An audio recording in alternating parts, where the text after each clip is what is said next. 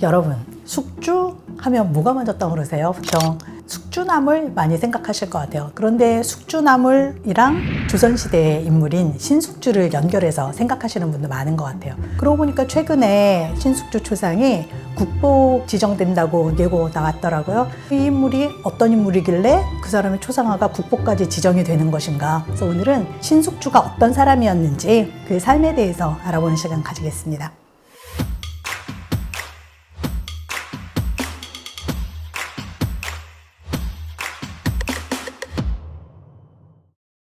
신숙주라고 하면 한국사 시간에 배울 때 변절자 이런 식으로도 이어서 배우기도 하고 아니면 신숙주 사욕신, 신숙주 계유정난 이런 식으로 역사적인 사건들하고 많이 연결이 될 것 같아요. 그 사건들이 있기 전에 신숙주는 어떤 삶을 이제 시작했는지 한번 간단히 살펴볼게요. 신숙주는 세종시대 때 사람이에요. 20대 초반에 과거급제를 했어요. 대단한 거죠. 정말 진정한 인재였는데 세종시대라고 한다면 세종대왕이 집현전 만들어서 그곳에서 조선의 학문도 좀 융성하게 하고 여러 가지 일을 많이 하셨잖아요. 신숙주도 바로 세종대왕의 기대를 안고 집현전에 젊은 학사로 들어가는 그 학사 중에 한 명이었어요. 우리 잘 알다시피 집현전에서 해낸 가장 위대한 업적은 세종대왕의 한글 창제를 적극적으로 도운 일이었죠. 바로 그 인재 가운데 한 명이었고요. 초반에는 이렇게 세종 시절에는 괜찮았죠. 좀 무난하게 평탄한 삶을 이어가다가 이 사람의 삶에 결정적으로 변화의 계기가 생긴 건 세종대왕이 1450년에 승하하시고 다시 뒤를 이어서 세자 이제 문종이 즉위를 했지만 그분도 역시 2년 만에 세상을 뜨거든요. 그리고 1452년에 문종의 어린 아들인 단종이 즉위를 합니다. 근데 이 왕이 이제 10대 초반이었단 말이에요. 당시에 전국이 좀 혼란스러웠겠다라는 생각이 들죠. 그리고 문제가 또 하나 있죠. 어린 임금이 왕이 됐을 때 가장 두려운 존재는 충분히 권력을 행사할 수 있는 똑똑하고 장성한 삼촌들이었을 것 같아요. 단종에게는 불행히도 그런 삼촌이 너무 많았습니다. 뒤집어 말하면 세종이 똑똑한 아들을 많이 뒀던 거예요. 그래서 그 중에서 가장 권력에 대한 좀 욕망, 그걸 감추지 않았던 사람이 세종의 둘째 아들이었던 수양대군이었죠. 그래서 수양대군은 호시탐탐 이제 기회를 누리는 거예요. 그리고 세종대왕의 셋째 왕자인 안평대군, 몽유도원도 편에서도 그 왕자의 꿈과 비극에 대해서 살펴봤는데 그 두 명이 가장 당시에 좀 사람들에게 명망이 있었던 그런 왕자였다고 할 수 있어요. 그 중에서 그걸 드러내 놓은 게 바로 수양대군 쪽이었죠. 그렇다면 수양대군 입장에서는 세력을 모아야 되는데 바로 그때 여러 사람들이 자기의 길을 좀 고민했을 것 같아요. 수양대군 쪽에 쓸 것인가, 그대로 어린 임금인 단종을 도와서 이 조선을 이끌어야 될 것인가. 집현전에 있었던 많은 학사들은 단종 쪽에 쓴 거죠. 그래도 세종의 유지를 받아서 우리가 어린 임금이지만 잘 보필을 해야 된다. 그러나 일부 사람들은 황보인이라든가 김종서 같은 재상들의 농단이 좀 심하다. 그럴 바에는 힘 있는 군주를 다시 세워야 된다라고 생각하는 사람들이 있었을 거예요. 물론 좋게 말하면 힘 있는 군주를 세우는 것이고 또 뒤집어 보면 그런 정변을 통해서 인생 역전을 한번 하겠다. 이런 사람도 반드시 있었겠죠. 어쨌거나 신숙주는 다른 친구들과는 달리 수양대군 편에 서게 됩니다. 성산문이라든가 박팽년 이런 사람들하고 굉장히 친했고 일도 같이 많이 했었는데 이때부터 등을 지게 돼요. 1452년에 수양대군이 명나라 사신으로 갈 때 신숙주가 함께 가게 돼요. 이때부터 자기 노선을 좀 밝힌 거라고 할 수 있죠.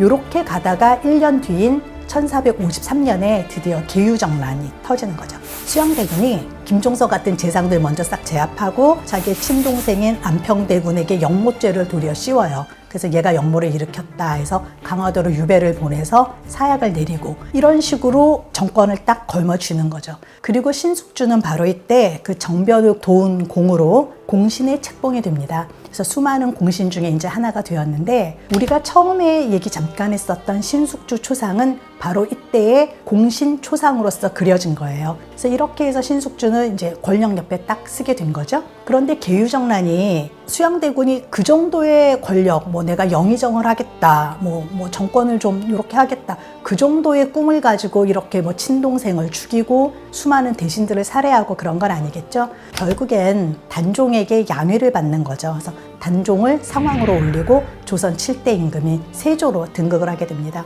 그런데 늘 문제가 있죠. 한 나라의 왕이 2명이라면 아무리 상왕이라는 이름이 있다고 해도 결국 위험 존재가 되는 거잖아요. 단종이 지금은 비록 10대의 어린 나이지만 세월이 지나면 단종도 청년이 될 것이고, 그렇다면 상왕으로 물러난 단종을 다시 세우자는 그런 세력이 왜 없겠어요? 당연히 있을 텐데 그 세력이 조금 일찍 나타나게 되죠. 그래서 1456년에 단종 복위 운동이 들어서게 되는데, 이때의 핵심 인물들이 바로 누구였냐면 한때 신숙주랑 집현전에서 같이 한글도 만들고 친하게 지냈던 성산문, 박팽년, 이계, 이런 사람들이 참을 수 없다. 어떻게 세조가 왕이 될 수 있는가? 그러니까 다시 말하면 수양대군이 왕이 될 수 있는가? 세종대왕의 그래도 사랑을 받고 그 뜻을 받들기로 하지 않았는가? 단종을 다시 복위시켜야 된다라는 운동을 꾸미게 되죠. 비극적이게도 그러나 밀고자가 나타나게 되고요. 그래서 결국 이건 발각이 됩니다. 그래서 이 사람들이 모두 졸졸이 잡혀와서 큰 신문을 당하게 되고, 누군가는 옥살을 하고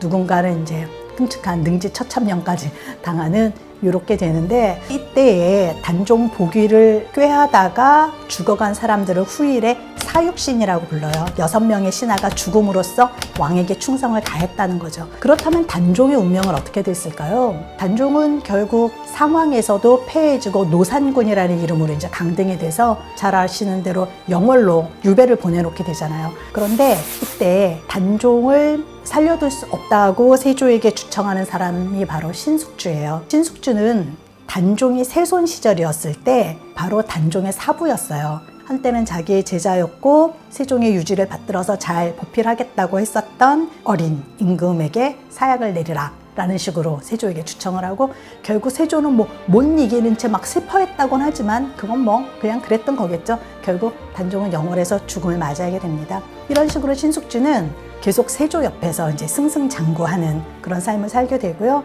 이후에 겨우 40 나이에 이미 정승반열에 올라서 그 이후에 성종대회까지 크게 이제 계속 부귀영화를 누리는 그런 삶을 이어가게 됩니다. 그렇다면 정말 신숙주가 그냥 나쁜 놈인 건가? 자기의 부귀영화를 위해서 이런 일을 한 걸까? 요거는 그래도 좀 나눠서 생각해 봐야 될 것 같아요. 세조의 등극을 도왔던 인물 중에 한명회 같은 인물이 가장 유명하죠. 그래서 2명을 딱 꼽으라 그러면 이제 한명회, 신숙주를 사람들이 많이 꼽긴 하는데, 한명회 같은 인물하고 사실 신숙주를 같은 반열에 놓고 얘기하기는 신숙주가 너무 억울하다는 생각이 듭니다. 신숙주의 인간관계를 한번 살펴보면 신숙주는 세종을 도와서 정말 많은 일을 했잖아요. 그래서 세종이 굉장히 사랑을 했고, 그 다음에 삼각관계가 여러 좀 쌍으로 나타나는 것 같아요. 그래서 신숙주 같은 인물은 왕이 하나만 딱 태양으로 있을 때는 별로 문제가 없었어요. 그러니까 세종 시절에 아무 문제가 없었는데, 두 왕자 사이에서, 그러니까 안평대군, 수양대군 사이에서 삼각관계, 그때 누굴 고를까? 처음에는 안평대군하고 굉장히 친했죠. 그래서 몽유도원도 꿈꾸는 얘기 나올 때도 꿈속에서도 같이 놀았다? 이런 얘기 나올 만큼 친했었는데, 그 다음엔 이제 수양대군 쪽으로 권력을 따라서 딱 간 거죠. 이런 삼각관계도 재밌고, 집현전 동료들하고 사이에서도 학사가 여러 명 있었지만 그 중에서 제일 똑똑한 사람을 신숙주, 성산문, 박팽년 이렇게 꼽았다고 해요. 3명이잖아요. 근데 그 중에 성산문하고 정말 친했다고 기록에 많이 나오는데, 성산문 같은 경우는 기록을 보면 성격이 굉장히 좋았나 봐요. 누구랑도 잘 지내는 사람, 그래서 이렇게 친했는데, 근데 이미지를 보면 박팽년 같은 경우는 그것보다는 조금 더 곧고 좀 까칠한 사람이 아니었을까 싶어요. 그래서 신숙주가 아마 라이벌로 느꼈다면 성산문이 아니라 박팽년을 좀 라이벌로 느끼지 않았을까. 왜냐하면 두 사람 동갑이에요. 그래서 여기서는 신숙주랑 박팽년, 수양대군이 동갑이고, 그다음 안평대군하고 성산문이 그 사람들보다 한 살이 어려요. 또래 집단이 되는 건데, 이 사막사 가운데서도 박팽년은 늘 뭔가 자기보다 한 발 먼저 과거급제라고 벼슬도 늘 한 발 먼저였어요. 그다음 안평대군의 총애를 받을 때도 안평대군의 꿈에 박팽년하고 둘이 놀다가 나중에 신숙주가 동참하는 이런 식으로 나오거든요. 그래서 은근히 박팽년에게 약간 라이벌의식 이런 걸 느끼지 않았을까 해서 그 사막사의 관계도 재밌고, 그 다음에 세조가 정변에 성공한 다음에는 세조를 중심으로 한명회하고 신숙주가 좀 라이벌 구도 이렇게 간다는 걸 알 수 있죠. 그러나 결국 둘은 이렇게 부딪히진 않아요. 어떤 면에서는 가진 자리가 달랐기 때문일 것도 같아요. 그래서 둘이 나중에 사돈을 맺기도 하고, 그래서 같이 보필하는 쪽으로 나가게 됩니다. 그래서 신숙주 주변을 보면 이렇게 다양한 인간관계가 그의 선택에도 영향을 미쳤을 것 같고, 재미있는 생각이 들죠. 사실 우리가 오늘 정말 하고 싶은 얘기는 이거죠. 신숙주 정도의 능력 있는 사람이 왜 변절자라는 오명을 쓰게 되었을까? 신숙주는 그렇다면 계유정란이라는 사건을 통해서 변절자라고 욕을 먹을 걸 생각하지 못했을까? 그렇진 않았을 것 같습니다. 실제로 이 사건 뒤에 이제 세조가 등극을 하게 되면서 오형제 중에 막내 동생인 신말주는 세조 등극한 다음에 아예 은거를 해버려요. 나가지도 않고. 다시 말하면 형의 행동을 부정했다는 걸 알 수 있죠. 신숙주 자신도 자기가 이렇게 욕먹을 걸 모르진 않았을 거예요. 그럼에도 불구하고 이런 선택을 할 수밖에 없었던 이유를 사실 저는 좀 곰곰 생각을 해봤어요. 신숙주는 능력이 많은 사람이잖아요. 일단 굉장히 뛰어난 언어학자였죠. 그래서 훈민정음 창제할 때 세종이 특별히 신숙주하고 성산문에게 요동 지역에 가서 중국 이제 음운학자에게 음성학, 음운학 이런 것들을 많이 배워오게 해요. 그래서 심지어 요동을 10차례 이상을 오가면서 세종의 업적을 도왔다는 거죠. 그 정도의 능력이 있었고 외국어 능력이 정말 탁월했다고 합니다. 심지어 일본말까지도 잘했다는. 그래서 일본에 사신으로 다녀온 적도 있거든요. 그래서 후일에는 일본 사신으로 갔다 온 경험을 통해서 해동제국기라는 책을 펴내기도 해요. 성종 시절에. 그렇다면 이 사람은 그렇게 다른 나라의 사정, 외교적인 현안 이런 걸 보는 능력도 탁월했다는 얘기고, 그 다음에 수많은 편찬 작업, 시 이런 거 많이 낸 건 말할 것도 없고요. 그다음 군사적인 능력도 있어서 야인 정벌에도 나섰다 이런 얘기도 있죠. 이 정도로 능력이 많았다면 내가 이런 능력을 제대로 펼쳐보지 못하고 끝난다면 너무 아쉽다라는 생각을 했을 것 같아요. 다시 말하면 신숙주는 나 혼자 공부만 해서 만족할 수 있는 스타일은 아니죠. 성공하고 싶은 그런 유형이었고, 왜냐하면 본인이 충분히 그럴 능력이 있었으니까요. 그래서 저울질을 해봤을 것 같아요. 단종이라는 어린 임금을 그대로 모시고 가는 게 내 능력을 더 잘 발휘할 수 있을 것인가, 아니면 강력한 왕권을 가진 새로운 왕을 세우는 게 나을 것인가, 이랬을 때의 선택이라는 생각이 들고요. 그 다음에 재상들이 좌지우지하는 조선은 자기가 생각하기에 옳은 나라는 아니야 라고 생각을 할 수도 있었겠죠. 그래서 저는 이런 거랑 좀 연관해서 그 유명한 일화 있잖아요. 세종대왕 시절에 집현전 학사들이 번갈아서 숙직도 하는데 그날이 이제 신숙주였나 봐요. 그러니까 자기 용포를 벗어서 신숙주에게 이렇게 덮어주는 그런 일화가 나오죠. 그래서 아침에 신숙주가 일어나서 내가 이렇게 왕의 사랑을 받고 있구나라는 정말 뜨거운 감격 이런 게 있었을 것 같은데, 그런 체험들이 도리어 신숙주에게는 자기는 그런 권력의 사랑을 충분히 받으면서 재능을 펼치고 싶다 이런 생각을 하게 만들지 않았을까. 그래서 그의 선택 역시 그 권력을 따른 것이 아니었을까라는 생각을 해보게 되고요. 관련해서 신숙주 굉장히 재미있는 시가 하나 있더라고요. 신숙주가 군에 담긴 연꽃을 보면서 읊은 글이 하나 있는데 한번 여러분들 보시고 생각해 보시면 좋을 것 같아요. 저는 이 시를 보면서 신숙주의 마음은 살아남아서 겨우 목숨 부지하면서 또는 사후에 어떤 절개가 있다라는 평가를 듣는 것보다는 충분히 내 연꽃을 피울 수 있는 너른 곳에서 그렇게 살아가고 싶다라는 그런 뜻으로 읽혔거든요. 이런 것들을 보면 신숙주의 선택은 누구에게 등에 떠밀려서 억지로 세조가 권유를 해서 이런 건 아닌 것 같고, 자기가 정말 적극적으로 한 선택이 아니었을까, 그런 결심인 것 같습니다. 신숙주 초상 국보에 가치가 있을까요? 네, 충분히 가치가 있는 것 같습니다. 이 초상화는 우리 조선 전기의 많은 그림들이 사라져 있기 때문에 지금 전해지는 공신 초상화 가운데 가장 오래된 작품이에요. 15세기 작품들은 정말 드물거든요. 그래서 지금까지 보물로 이미 지정이 되어 있었고 다시 이제 국보로 승격이 되는 경우인데, 조선시대 초상화는 제가 몇 번 말씀드렸던 것도 같은데 왜 인물의 정신을 그대로 드러내야 된다 이렇게 그린다 그랬잖아요. 초상화 속의 신숙주를 보면 눈매가 조금 매섭다 그런 느낌 들고, 이 사람은 속내를 그러면서 조금 알 수 없을 것 같은 그런 표정 잘 드러나 있고요. 옷차림도 이렇게 당시에 복식 따라서 잘 드러냈고, 15세기 초상화 치고는 굉장히 보존 상태가 좋죠. 그래서 지금까지 전해졌기 때문에 이렇게 국보로 지정이 되는 것이고요. 그렇다면 공신초상 얘기 잠깐 해볼까요? 조선시대에는 특히 나라가 안정되지 못한 시대에는 정말 공신 책봉이 많았어요. 왜 그랬을까요? 정변이 있다든가 쿠데타로 임금이 됐다든가, 그 다음 역모를 진압을 했다든가, 이런 사건이 있을 때마다 공신 책봉을 하잖아요. 뒤집어 말하면 공신이 많은 시대는 사실 좋은 시대는 아닌 거죠. 그런데 신숙주는 살면서 계유정난으로부터 시작해서 무려 4번 공신책봉이 됩니다. 정말 대단하죠. 그래서 그때마다 공신책봉이 되면 공신초상화를 그려요. 왜 그랬을까요? 이런 거죠. 너희 이거 봐라. 이렇게 왕을 도와서 권력을 도와서 공신이 되면 이렇게 오래오래 이름을 남겨주느니라 라는 그런 뜻이 될 텐데, 다시 말하면 신숙주는 계유정란의 공신이 되어서 초상화를 남기게 되었고, 그의 친했던 집현전 학사들은 초상화는 아무도 남기지 못했죠. 그 대신에 사육신이라는 명예로운 이름을 남겼습니다. 마무리로 우리 떠도는 얘기들인데 신숙주에 관한 썰 몇 가지 한번 살펴볼까요? 첫 번째, 숙주나물은 신숙주의 이름, 신숙주가 변절을 했기 때문에 그래서 잘 상하는 걸로 된 것이다.